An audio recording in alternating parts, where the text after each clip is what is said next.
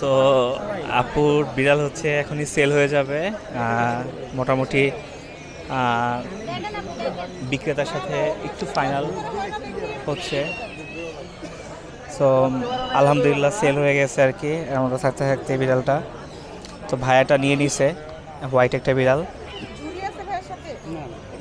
তো আলহামদুলিল্লাহ হ্যাঁ। কত সেল করলেন আপু? এটা হচ্ছে না বলি বিক্রি হয়ে গেল, বিক্রি হয়ে গেল একদম মোটামুটি বলা যায় পানির দামে সেল হয়ে গেল। সো মাশাল্লাহ 4,000 টাকায় আর কি পার্সিয়ানটা সেল হয়ে গেল। তো ভাইয়া হচ্ছে নিয়ে নিছে আলহামদুলিল্লাহ। দোয়া করে দেন।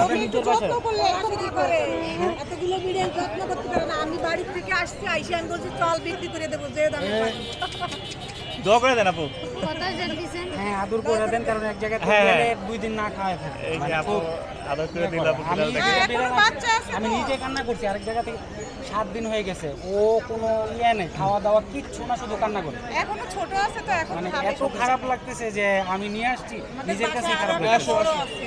স্মোকি নাম। আন্টিকে দোয়া করে দেন।